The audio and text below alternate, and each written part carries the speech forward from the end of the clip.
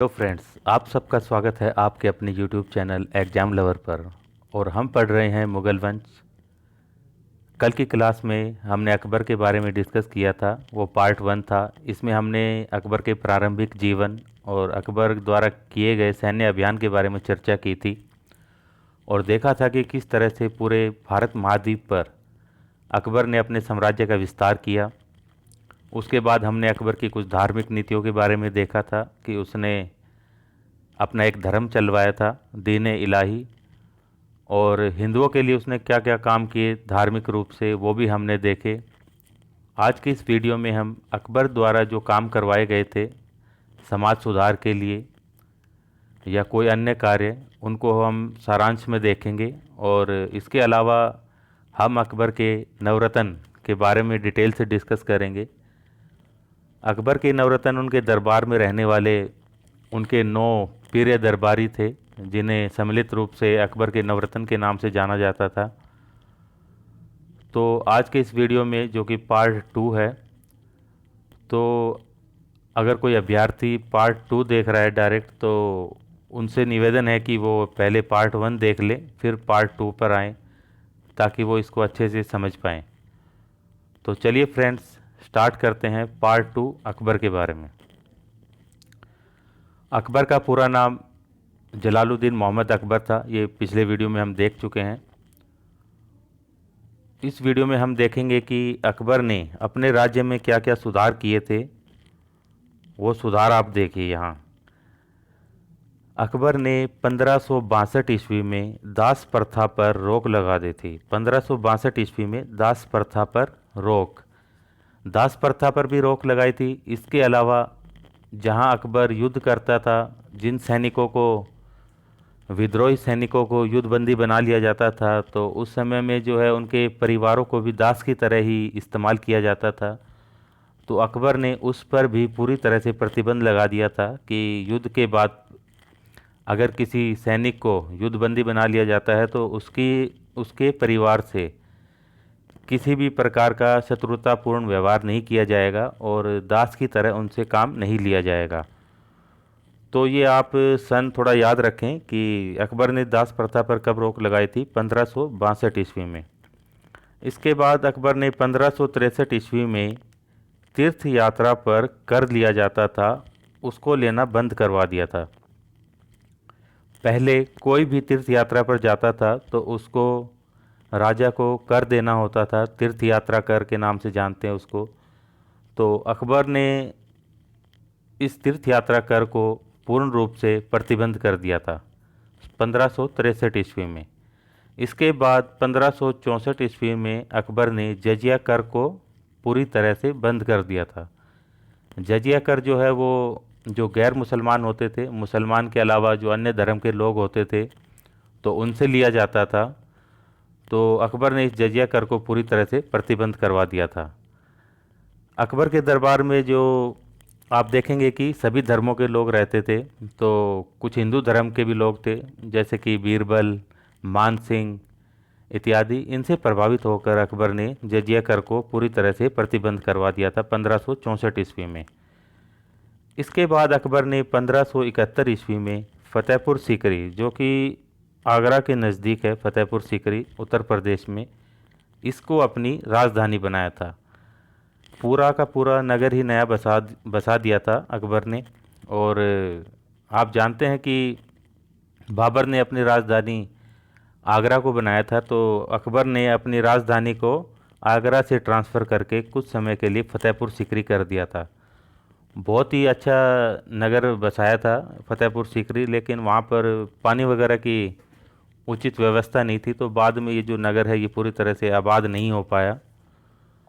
तो आज भी ये प्रसिद्ध है, विश्व प्रसिद्ध है फतेहपुर सीकरी उत्तर प्रदेश में। आप कभी जाएं तो यहाँ पर ज़रूर घूम कर आएँ। यहाँ पर आप देखेंगे कि किस तरह से मुग़ल कालीन जो कला निर्माण के कार्य हैं वो आप देख पाएंगे यहाँ पर। इसके बाद अकबर ने 1583 ईस्वी में कैलेंडर इलाही संवत को जारी किया। यह आपने पढ़े होंगे कि जैसे शक संवत है, हिजरी संवत, इस टाइप से अकबर ने अपना एक स्वयं का जो है कैलेंडर जारी किया था 1583 ईस्वी में, इलाही संवत के नाम से जानते हैं। तो इनमें से डायरेक्ट पर्सन बन जाते हैं, तो आप ध्यान रखेंगे कि क्वेश्चन ये आ सकता है जैसे कि मुगल काल में जो इलाही संवत था वो किसके द्वारा जारी किया गया, किसने चलवाया था, तो आप जवाब देंगे अकबर। इसके अलावा इन्होंने सती प्रथा पर भी रोक लगाने का पूरा प्रयास किया था, मतलब नारी के उत्थान के लिए। जो उस समय में स्त्रियों की जो दशा थी वो ज़्यादा अच्छी नहीं थी, तो इस दिशा में काम करते हुए अकबर ने सबसे पहले तो सती प्रथा का जो है उन्मूलन किया, प्रयास किया। पूरी तरह से नहीं कर पाए थे, लेकिन इन्होंने सती प्रथा को रोकने का पूरा पूरा प्रयास किया था। और इसके बाद जो विधवा विवाह था इसको प्रोत्साहित किया था कि कोई भी विधवा महिला है उसको अपना नई शादी करने का जो है वो पूरा का पूरा हक है, और सती प्रथा के विरोधी थे। तो इस दिशा में, नारी उत्थान की दिशा में इन्होंने ये काम किया था। और इसके अलावा जो बाल विवाह था, ये भी सामाजिक बुराई उस समय काफ़ी प्रचलित थी। तो इसके लिए भी अकबर ने ठोस कदम उठाया था, और जो है लड़के और लड़की की जो विवाह की आयु थी, शादी की उम्र, पहले जैसे जो शादी है वो काफ़ी कम उम्र में कर दी जाती थी, तो अकबर ने इनकी उम्र को फिक्स कर दिया था। जो लड़कों के लिए विवाह की आयु थी वो 16 वर्ष कर दी थी, और लड़की के लिए विवाह की आयु 14 वर्ष कर दी थी। ये क्वेश्चन आता है काफ़ी बार कि किस मुगल कालीन शासक ने सती प्रथा पर रोक लगाने का प्रयास किया था, तो अकबर ने किया था ये। तो ये जो पोर्शन है ये काफ़ी इम्पोर्टेंट है, थोड़ा आप रिवाइज करें, इसे बार बार याद रखें, इसमें से डायरेक्ट क्वेश्चन बन जाते हैं। इसके बाद है 1562 ईस्वी में अकबर की हरमदल से मुक्ति। तो अकबर ने नई नई सत्ता संभाली थी, तो अकबर जो है वो हरमदल के प्रभाव में था प्रारंभ में। हरमदल वही है कि वहाँ पर महिलाएं रहती थी, तो अकबर उनके प्रभाव में था। इसी के प्रभाव में आकर आप देखेंगे कि जो अकबर का संरक्षक था बैरम खान, उससे भी अकबर की कुछ खटपट हो गई थी, और बाद में अकबर इनके बहकावे में आके उसको अपना विरोधी समझने लगा था। तो बाद में अकबर ने उसको सलाह दी कि भाई आप ऐसा करिए, यात्रा पर चले जाइए, तीर्थ यात्रा पर चले जाइए कहीं। तो उसी दौरान जो है बैरम खान वहाँ से चला गया था, और गुजरात के नज़दीक एक जगह है पाटन, वहाँ पर किसी ने उनका मतलब खंजर मारकर उनकी हत्या कर दी थी। तो ये सब क्यों हुआ था कि अकबर हरमदल के प्रभाव में था, है ना, वो खुद ना समझ था उस टाइम पे, तो इनकी ज़्यादा चलती थी, तो अकबर इनके प्रभाव में था। बाद में जैसे वो अपना निर्णय लेने में सक्षम हुआ, तो वो इससे पूरी तरह से बाहर निकल आया था। और ये जो काल है जिसमें अकबर जब इस हरमदल के प्रभाव में रहा था, तो इस काल को हम पेटीकोट शासन या फिर पर्दा शासन के नाम से भी जानते हैं। तो ये याद रखेंगे कि पेटीकोट सरकार या फिर पर्दा शासन जो है वो किससे संबंधित है, ये अकबर से संबंधित है। अकबर जो है वो इस काल में हरमदल के पूरे पूरे प्रभाव में था, तो बाद में अकबर इसे बाहर निकल आया था। और अकबर के काल में ही जो महाभारत है, हिंदुओं का पवित्र ग्रंथ है महाभारत, इसका फारसी भाषा में अनुवाद किया गया था। और ये अनुवाद किसने किया था? 1582 में बदायूनी ने किया था। बदायूनी ने किया था। और जब इसका अनुवाद किया गया फारसी भाषा में, तो इसका नाम क्या था? रजमनामा। वेरी वेरी इंपॉर्टेंट, काफ़ी इंपॉर्टेंट क्वेश्चन है कि रजमनामा क्या है। बहुत बार आ चुका है कि रजमनामा क्या है। तो क्या है ये? जो महाभारत है उसका फारसी भाषा में अनुवाद है। और ये अनुवाद किसने किया था? ये अनुवाद किया था बदायूनी ने 1582 ईस्वी में। तो ये पूरा पेज जो है फ्रेंड्स वो काफ़ी इम्पोर्टेंट है, तो आप इसको रिवाइज करते रहें। किसी ना किसी परीक्षा में ये जो क्वेश्चन है वो ज़रूर पूछे जाते हैं, तो काफ़ी इम्पोर्टेंट है ये पूरा पेज, इसको आप ध्यान रखें, नोट कर लें। चलिए आगे बढ़ते हैं। अब हम पढ़ते हैं अकबर के जो दरबार में नवरत्न रहते थे।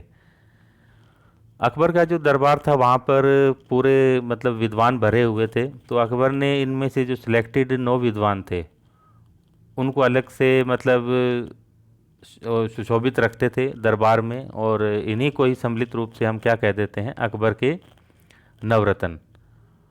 तो आप देखेंगे इस नवरत्न में जितने भी नवरत्न हैं सब ने उत्कृष्ट कार्य किए हैं, सभी अपने अपने क्षेत्र में पूरी तरह से माहिर थे। ये सब अकबर को सलाह देते थे। कोई कवि था, आप देखेंगे तानसेन जैसे संगीतज्ञ थे, बीरबल जैसे विदूषक थे दरबार में जो कि अकबर को सलाह देते थे। इसके अलावा अकबर का मनोरंजन वगैरह भी रखते थे। आपने खूब कहानियाँ पढ़ी होंगी अकबर बीरबल की। तो ये हम देखते हैं फ्रेंड्स अब अकबर के जो नवरत्न हैं उनके बारे में डिटेल से। अगर हम किसी से पूछें कि अकबर के नवरत्न में कौन थे, तो किसी को शायद किसी का नाम याद आए ना आए, लेकिन बीरबल का नाम ज़रूर से याद आता है। ये तो आप किसी छोटे बच्चे से पूछोगे कि भाई अकबर के नवरत्न थे, तो उसमें से सबसे प्रसिद्ध जो नवरत्न है वो कौन था, तो कोई भी बता देगा आपको कि ये कौन था, बीरबल था। तो बीरबल के बारे में पढ़ते हैं हम डिटेल से। तो बीरबल जो है इनका जन्म कहाँ हुआ था, कालपी में हुआ था 1528 ईस्वी में। और इनका जो जन्म है वो एक ब्राह्मण कुल में हुआ था, हिंदू धर्म से थे। और अकबर के देख लीजिए आप दरबारी थे। इससे पता चलता है कि अकबर जो है वो सभी धर्मों में बराबर रुचि रखता था, सभी धर्मों का सम्मान करता था। तभी अपने दरबार में हिंदू धर्म के इन लोगों को उन्होंने उच्च स्थान दिया। और जो बीरबल है, बीरबल के बचपन का नाम क्या था, महेश दास। वेरी वेरी इंपॉर्टेंट, ये बहुत ज़्यादा इंपॉर्टेंट क्वेश्चन है। काफ़ी बार पूछ लिया जाता है कि बीरबल के बचपन का नाम क्या था, महेश दास था। या फिर ये पूछ लिया जाता है कि महेश दास किसका नाम था, तो ये बीरबल का नाम था। और ये अकबर के है ना सबसे ज़्यादा नज़दीकी थे। सब वैसे तो नवरत्न थे, लेकिन ये इनसे ज़्यादा ही क्लोज थे अकबर। और बीरबल जो है वो एक कुशल वक्ता थे, हाजिर जवाब व्यक्ति थे, कहानीकार थे। अच्छी अच्छी कहानियाँ सुनाते थे अकबर को, कहानियों के माध्यम से अच्छी अच्छी शिक्षा देते थे। इसके अलावा एक उच्च कोटि के कवि भी थे बीरबल। अकबर ने बीरबल को कविराज और राजा की उपाधि प्रदान की थी। जो बीरबल है उनको उपाधि प्रदान की थी कविराज, और राजा की उपाधि भी। तो बीरबल को हम राजा बीरबल के नाम से जानते हैं। और जो न्याय विभाग था, अकबर का जो न्याय विभाग था, जहाँ पर लोगों को न्याय मिलता था किसी अपराध के लिए, या भाई कोई भी गलत काम कर देता था, तो दरबार में जहाँ न्याय दिया जाता था, तो वहाँ पर जो न्याय विभाग था उसका सर्वोच्च अधिकारी घोषित किया था अकबर ने। तो बीरबल जो है वो अकबर के दरबार में सर्वोच्च अधिकारी था न्याय विभाग का। ये जो है ये वेरी वेरी इंपॉर्टेंट है कि बीरबल पहला और अंतिम हिंदू राजा था जिसने दीन ए इलाही धर्म को स्वीकार किया था। तो ये क्वेश्चन भी काफ़ी आता है कि दीन ए इलाही को स्वीकार करने वाला पहला और अंतिम हिंदू शासक या राजा कौन था, तो वो था बीरबल। 1586 ईस्वी में यूसुफ जैयो के विद्रोह को दबाने के लिए गए बीरबल की हत्या कर दी गई, और बीरबल की मृत्यु हो गई थी 1586 ईस्वी में। तो बीरबल जो है वो अकबर का बहुत ज़्यादा प्रिय था, उसका काफ़ी नज़दीकी था। तो बीरबल की मृत्यु से अकबर को बहुत ज़्यादा दुख पहुंचा था। और पुस्तकों में लिखा गया है कि बीरबल की मृत्यु के बाद अकबर ने 1-2 दिन तक खाना नहीं खाया था, काफ़ी शोक में डूबा रहा था। तो इस तरह की मतलब काफ़ी ज़्यादा दुख झेले थे अपने अंतिम टाइम में अकबर ने। तो अंतिम क्षणों में वो काफ़ी परेशान रहा। जैसे ये जब उसने न्यूज़ सुनी कि बीरबल की मृत्यु हो गई है, तो उसको काफ़ी ज़्यादा आघात पहुंचा था। तो ये पहला नवरत्न था बीरबल। इम्पोर्टेंट क्वेश्चन बनते हैं यहाँ से, आप ध्यान रखेंगे। इसके बाद जो दूसरा नवरत्न है वो है अबुल फजल। अबुल फजल जो है इनका जन्म 1550 ईस्वी में हुआ था। ये अकबर के मुख्य सलाहकार और सचिव थे। अकबर को जब सलाह लेनी होती थी तो अबुल फजल से सलाह लेते थे वो। जो अबुल फजल थे वो जो अकबर ने बनवाया था इबादत खाना, इबादत खाना में भी इनका महत्वपूर्ण स्थान था। जो भी धार्मिक गतिविधियाँ वहाँ पर होती थी तो उसका अरेंजमेंट वगैरह सब कौन करता था, अबुल फजल करते थे। और जो इबादत खाना था वहाँ का जो है प्रधान पुरोहित भी नियुक्त किया था अकबर ने इनको।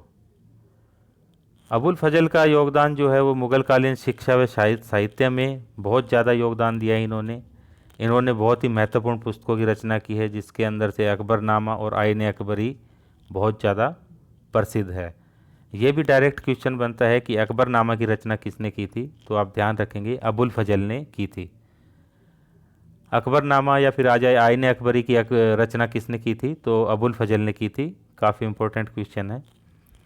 इसके अलावा जो अकबर ने धर्म चलवाया था, दीन इलाही धर्म, तो उसका जो प्रधान पुरोहित जो घोषित किया था, तो वो किसको किया था अकबर ने? अबुल फजल को किया था। तो ये दो क्वेश्चन बनते हैं यहाँ से कि अकबर द्वारा चलाए गए दीन इलाही धर्म का जो प्रधान पुरोहित था वो अकबर ने किसको घोषित किया था?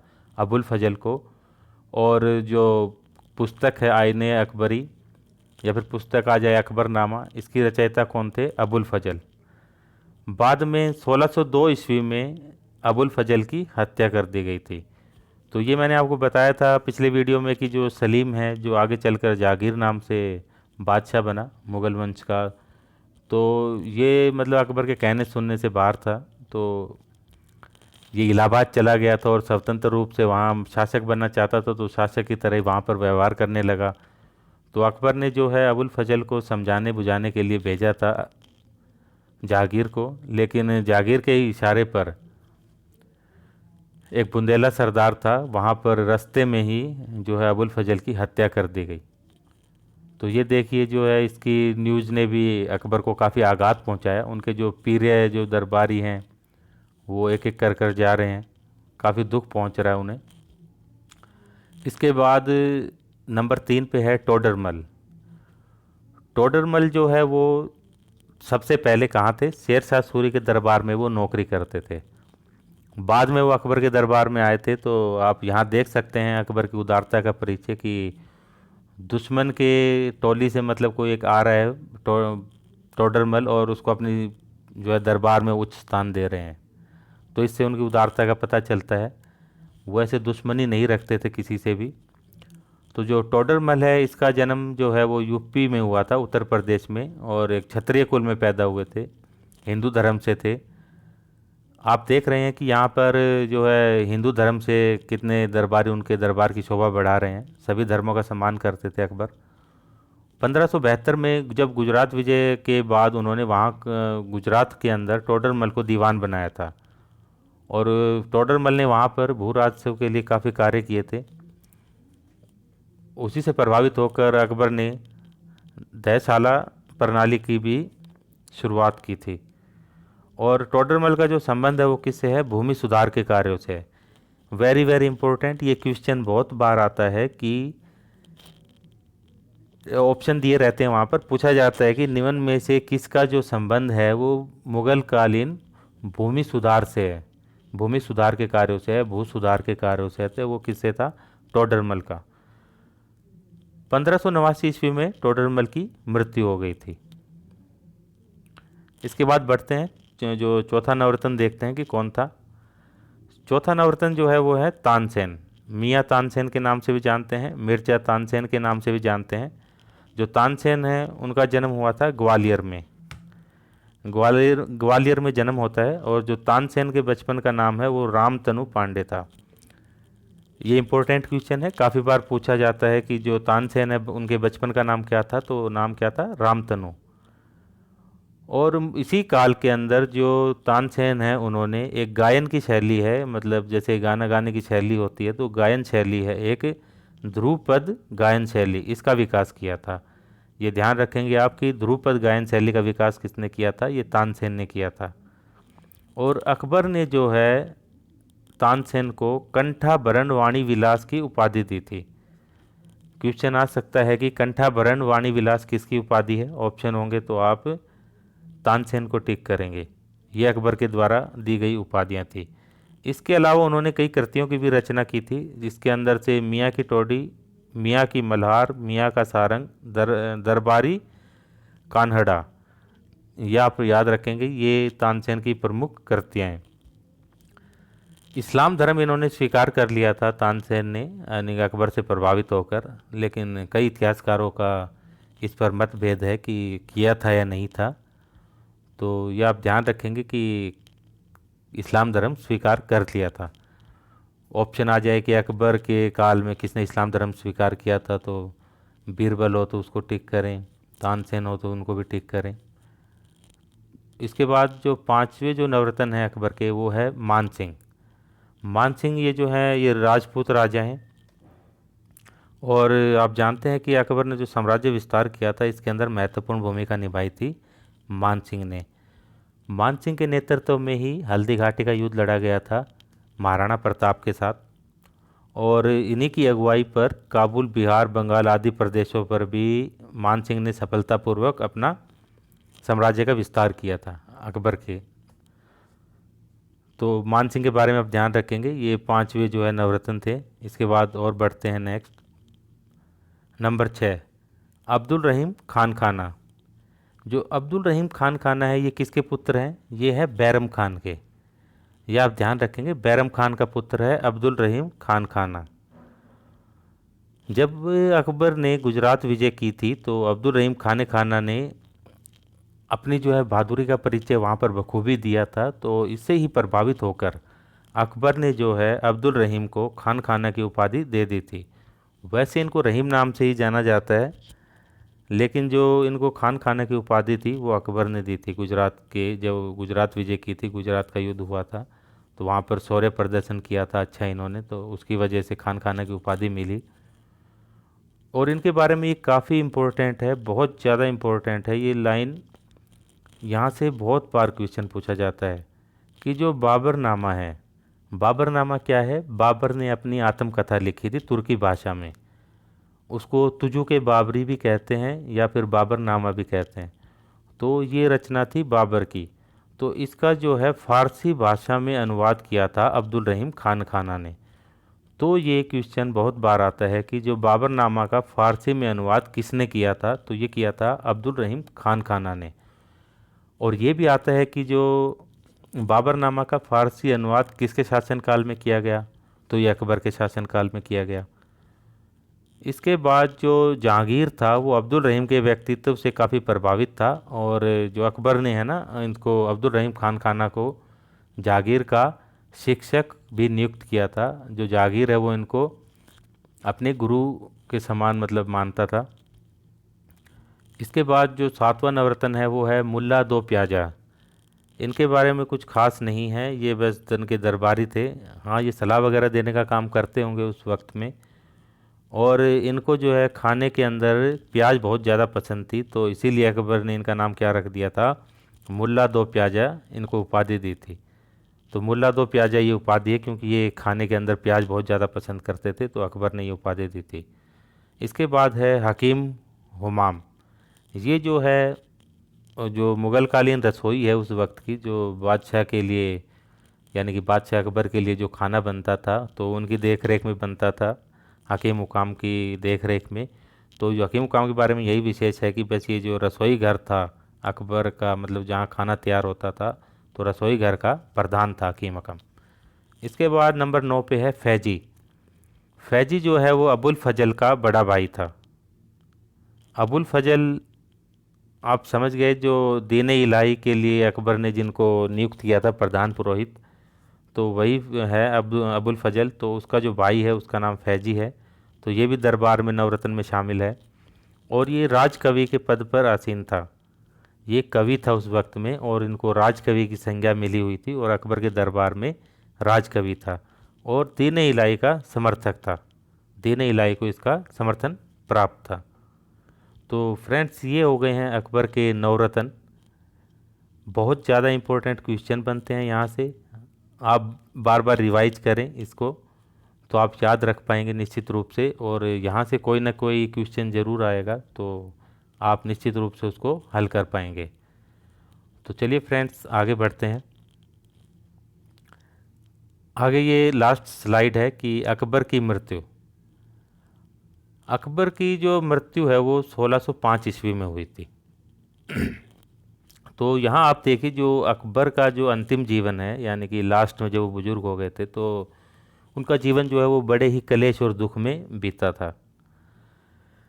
आप देख रहे हैं कि किस तरह से अबुल फजल, मान सिंह बीरबल, टोडरमल, इसके अलावा और भी अन्य दरबारी रहे होंगे, कुछ सेना में भी अकबर के पीरे रहे होंगे व्यक्तिगण। तो वो इस समय में देखिए कैसे मृत्यु हो रही है ना, किसी की हत्या करवा दी गई है। तो इन सब की मृत्यु के कारण क्या है, अकबर देख रहा है कि किस तरीके से ये सब मतलब उसके सामने ही जा रहे हैं पीरे लोग, तो अकबर को काफ़ी आघात लग रहा है इसकी वजह से। तो ये हम बात कर रहे हैं मतलब अकबर के अंतिम दिनों की, अंतिम जो उनके दिन थे, तो काफ़ी ज़्यादा दुख से भरे हुए थे वो। इसके अलावा आप घर में ही देखेंगे कि जो अकबर का छोटा पुत्र है मुराद और शहजादा दानियाल, इनकी भी मृत्यु हो गई थी। तो पुत्रों की मृत्यु से भी अकबर को काफ़ी आघात लगा था। तो बचा था एक पुत्र सलीम, जो आगे चलकर जहांगीर के नाम से बादशाह बनेगा अकबर के बाद। तो उसके भी आप कामों से देखेंगे कि अकबर बहुत ज़्यादा परेशान रहता था।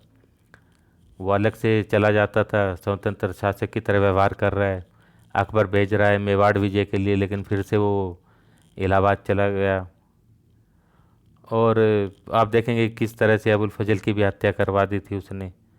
तो ये काम जो है ये माफ़ी के लायक बिल्कुल भी नहीं थे।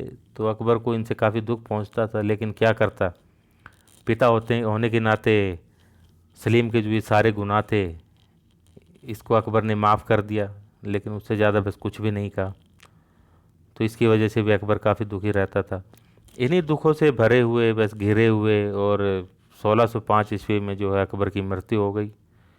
और जो अकबर का मकबरा है ये है सिकंदरा में मकबरा बनाया गया। तो कहा जाता है कि जो इस मकबरे का निर्माण कार्य है वो अकबर ने अपने जीवन काल में ही प्रारंभ करवा दिया था। तो आपसे ये इम्पोर्टेंट क्वेश्चन पूछा जाता है कि जो अकबर का मकबरा कहाँ पर है, ये आप ध्यान रखेंगे कहाँ है, सिकंदरा में है अकबर का मकबरा। इसके बाद अकबर की मृत्यु के बाद जो शहजादा सलीम है वो जहांगीर के नाम से मुग़ल साम्राज्य का है अगला बादशाह नियुक्त किया जाता है, अगला बादशाह बनता है। तो बाद में तो ये सुधर गया था जो है जहांगीर, इसके बाद ये अगला शासक बनता है। इसने भी मुग़ल साम्राज्य में काफ़ी काम किए हैं, उनको हम डिस्कस करेंगे जब इनके बारे में जल्द से जल्द पढ़ेंगे अभी। तो फ्रेंड्स ये था अकबर के बारे में पूरा डिटेल से। काफ़ी ज़्यादा इम्पोर्टेंट क्वेश्चन बनते हैं यहाँ से, तो आप वीडियो को बार बार रिवाइज करें, देखें, नोट्स बनाएं। निश्चित ही यहाँ से कोई ना कोई पर्सन ज़रूर आएगा और आप उसको आसानी से हल कर पाएंगे। अब थोड़ा देखते हैं हम जो अकबर के काल में क्या क्या स्थापत्य और वास्तुकला के क्षेत्र में क्या क्या योगदान रहा अकबर का। यहाँ से भी डायरेक्ट पर्सन पूछ लिए जाते हैं कि जैसे कि जो आगरा का किला है उसका निर्माण किसने करवाया था, तो ये अकबर ने करवाया था। देखिए आप, लाल बलुआ पत्थर से बनी हुई इमारत है, लाल किला ये है आगरे का। ये क्वेश्चन काफ़ी आता है कि आगरे के लाल किले का निर्माण किसने करवाया था, तो कि अकबर ने करवाया था। ये है आगरे का लाल किला। इसके बाद अकबर ने आपको पता है कि एक नगर की स्थापना की थी जिसे हम फतेहपुर सीकरी के नाम से जानते हैं। और ये जो नगर है ये आगरा से 36 किलोमीटर दूर था। तो ये देखिए ये फतेहपुर सीकरी है। यहाँ पर ये जो भवन आप देख रहे हैं यहाँ पर, ये भवन, इसको पंचमहल के नाम से जाना जाता है। 5 मंजिला इमारत है इसकी, है ना। तो इसके बारे में एक क्वेश्चन आता है कि पत्थर में सोपन यानी कि सपना, पत्थर में सोपन किस इमारत को कहा जाता है, तो वो पंचमहल को कहते हैं। ये पंचमहल है। इसी तरीके का एक क्वेश्चन आता है कि संगमरमर में सोपन किस इमारत को कहते हैं, तो वो ताजमहल को कहते हैं। और पत्थर में सोपन की बात करें तो वो इस पंचमहल को कहते हैं जो कि फतेहपुर सीकरी में स्थित है। ये देखिए बुलंद दरवाज़ा, ये फतेहपुर सीकरी में है। और ये अकबर ने क्यों बनवाया था, जब अकबर ने गुजरात विजय की थी तो उसके उपलक्ष्य में बनवाया था। विश्व का सबसे ऊंचा दरवाज़ा है। तो इसके बारे में ये क्वेश्चन आते हैं कि बुलंद दरवाज़ा कहाँ पर है, फतेहपुर सीकरी में है। ये आप ध्यान रखेंगे। लाल बलुआ पत्थर से बनी हुई इमारतें हैं। ये पंचमहल है जिसकी मैं भी बात कर रहा था। 5 मंजिला है, 1 2 3 4 5। पत्थर में सोपन के नाम से जाना जाता है इसको। ये फतेहपुर सीकरी में ही स्थित है। और ये है फ्रेंड्स अकबर का मकबरा, जो कि सिकंदरा में है और आगरा के नज़दीक ही है। तो ये अकबर का मकबरा है। अकबर ने इसका निर्माण कार्य जो है वह अपने जीवित रहते ही प्रारंभ करवा दिया था।